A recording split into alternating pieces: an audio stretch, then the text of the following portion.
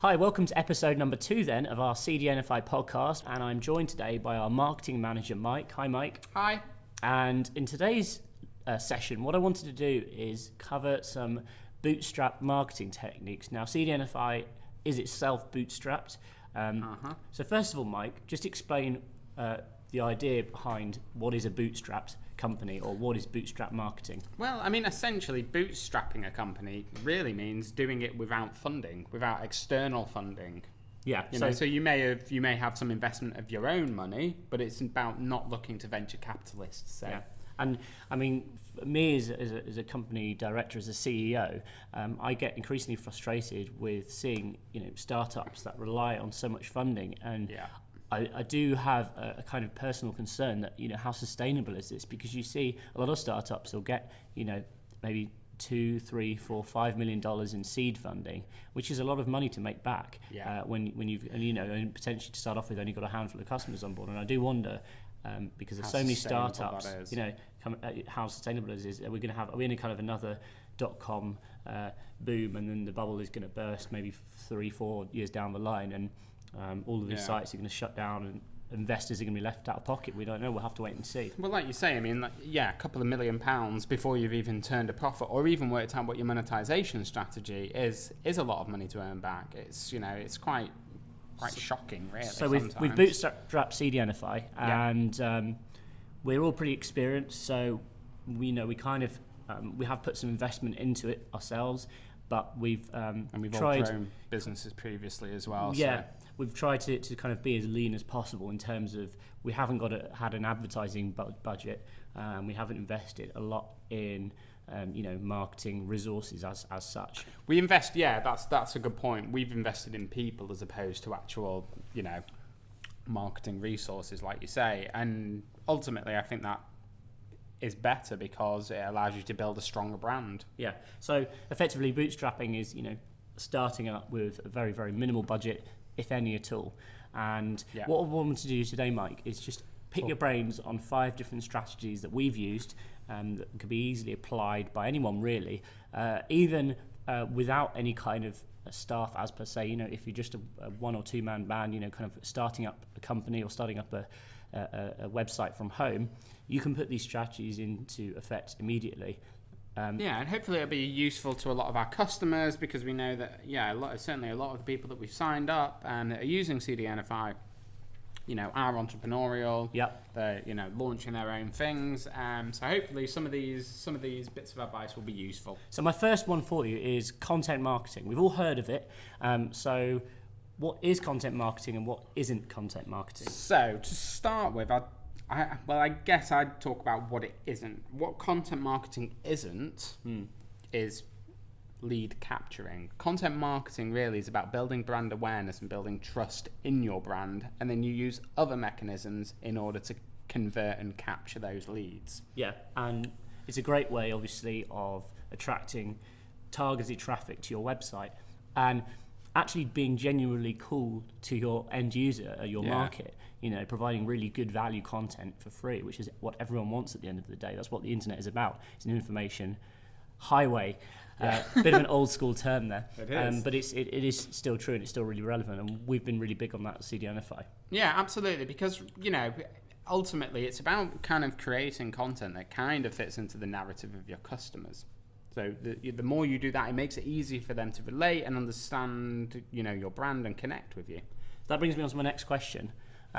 What happens if you're an entrepreneur and perhaps you are going to a market that you're not that familiar with, or what happens if you just don't have the time to spend ages writing articles, or if you just suck at writing, maybe you're not the best writer in the world?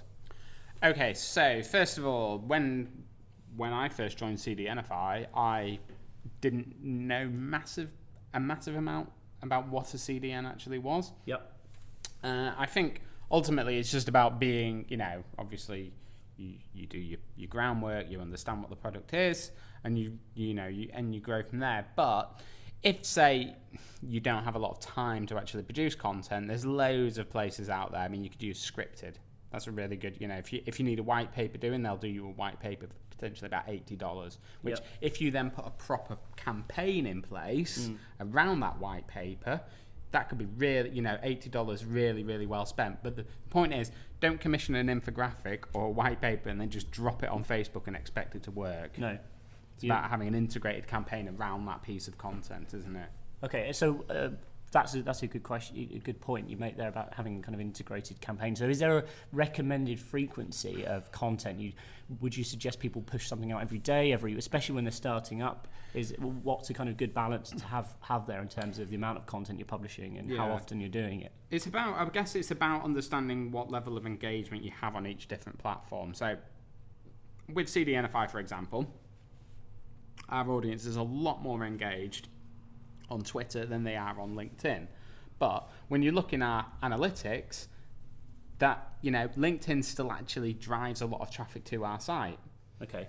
So it's very important to Twitter, I'd say, post every day without a doubt, whether that's your own content or just off the cuff comments, anything like that, and post quite a bit. But then definitely with Facebook, say, I wouldn't post with as much frequency because it just gets annoying. You're just gonna get people unliking your page essentially. And one way to work it out, actually a really good way to work out what the best time to post is to use something called Follower Wonk, which is a tool from moz.com. Right. It's really good actually. So you basically connect your account. There's a tutorial online. I'll add the link below this podcast on the blog potentially, because then you add your Twitter account and it breaks it down and shows you what are the actual best times, and then you can connect that to your buffer account and then just basically schedule everything automatically. Excellent. That's really a great useful tip. So the next Bootstrap marketing technique I want to discuss is audio and video marketing.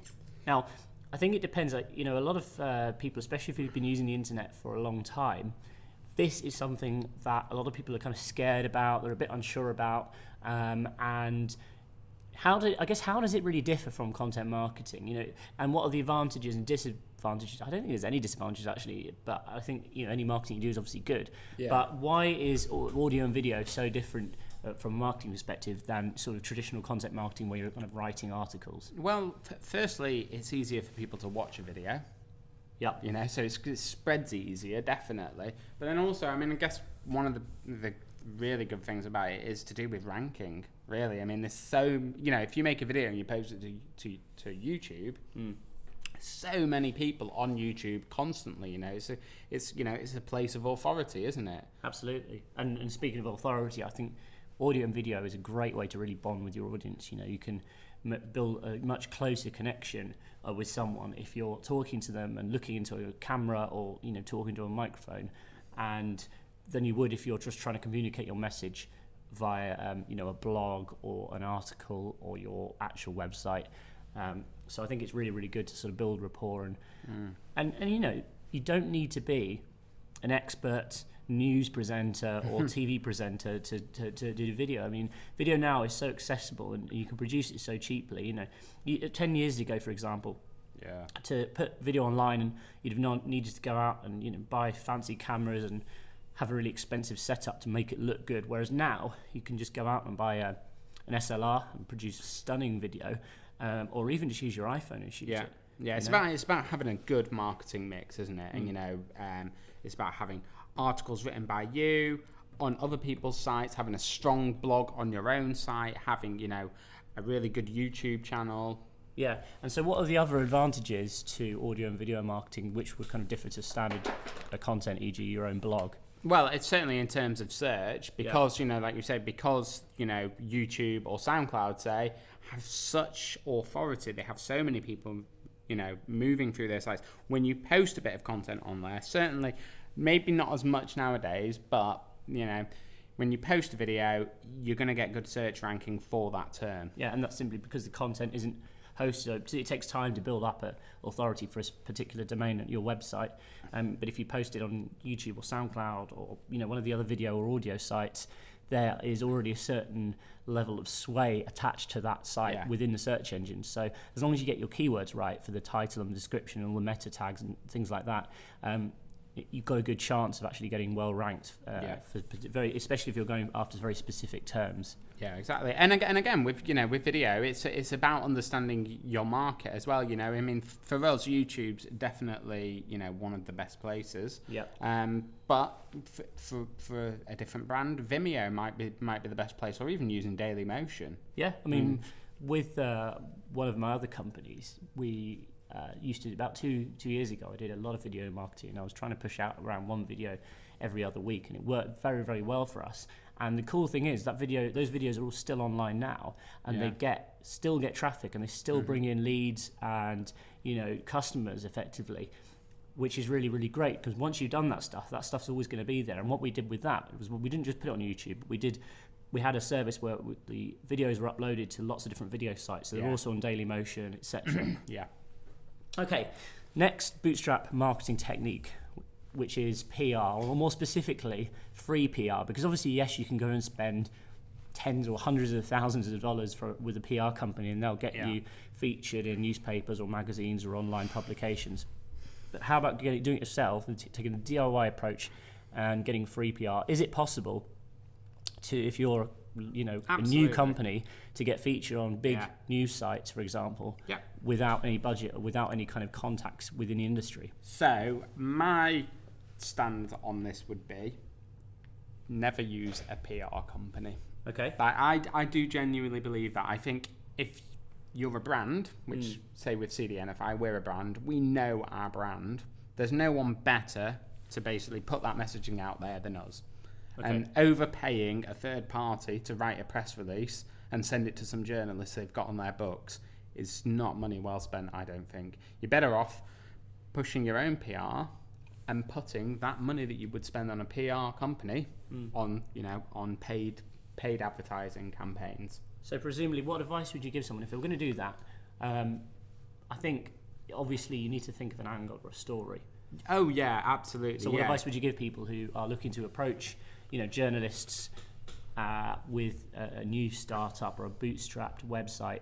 Well, first of all, it's about, with journalists, you can think about it. If you're a journalist for a big big publication, imagine how many emails they're getting a day. So first of all, put effort into the approach. So when, identify the right journalist from the right publication. Don't just send a blanket email to TechCrunch and expect to get a reply. Think about who's going to write about it, why they would write about it. And again, going back to what we were saying about content marketing, think about how it fits into their narrative. With CDNify, I would always automatically look for journalists who talk specifically about cloud, about infrastructure, about networking, about servers, because it's more relevant to them. Absolutely. I mean, and the other thing I think I'd add to that is you need to remember that journalists are busy, so don't expect results instantly. You may have to liaise with them for 2 or 3 months before they actually post your story up. And also, I think email is slightly overrated these days. I think if you can arrange a Skype chat or a telephone call with the journalist, it really allows you to sort of connect with them. Going back to what I was saying earlier about audio and video marketing, it's a similar way. You'll build up a better relationship with someone if you talk to them over the phone or have a video conference with them on Skype chat. And plus, there's no extra effort to do that. I mean, yes, you can introduce yourself initially via email, but don't be conventional, just email. You can always talk to people over Twitter, for example. Is another great way of reaching out to someone, a journalist or someone within a specific industry. No, yeah, absolutely. And people check their Twitters as well. People don't tend to ignore tweets as much as they'll ignore emails. Yeah, that's very true, actually. Yeah, that's definitely a good first foot through the door. And then one other thing, which kind of the term's called piggybacking, and essentially it's just looking at what your competitors are doing. Look at where your competitors. If you're not sure about where to start, where to get coverage from, look at what your competitors have done. Look at where their successes have been, and then and essentially copy that. There's absolutely nothing wrong with that, especially if you're bootstrapping. Yeah, and the journalist may be looking to provide comparable options rather than being biased and just talking about your competitor. If you suddenly come up with another alternative within that market, gives the journalist something to talk about, and it also makes the journalist look more unbiased, which is what they want. Yeah, absolutely. Okay, so moving on. Cool. And this kind of links into what I was just saying about talking to people on Skype. How about getting interviewed? doing interviews either with people to build content from your own business, or actually being interviewed by other people who have websites where they do interviews, or sites that kind of complement what you're doing. So for me, this is about building relationships and partnerships, and building proper relationships with people, reaching out to people that are potentially going to help you, and and who you can help in return. Absolutely, I think it kind of falls under PR in some ways, but definitely, an interview on the right site is gonna be really useful. Yeah, and I think as well, not necessarily just for kind of directly capturing leads or getting customers, but also what's known as social proof, which is if you say, I am an expert in XYZ, well, people might take your word for that, but then if they see something on a third-party website, e.g. an interview with you on XYZ subject, that looks really good for your customers. If they're trying to do some bit of research into whatever it is you're doing beforehand, they come across that, and then they come across your website, it's just going to kind of concrete the concept that you're really know what you're talking about within the industry, which is always a good thing to have. Yeah, and so that's about building trust and brand recognition again, really, isn't it? That social proof that you're talking about. Yeah. Finally, then, social media. Again, let's be a bit unconventional here, because everyone always talks about social media. It's really, really common marketing discussion, which I guess is because obviously it does work and it is popular. It has grown a lot over the past few years. So what would be kind of your top 2 tips in terms of social media? Certainly work out what are the most important channels for the type of people you're trying to target.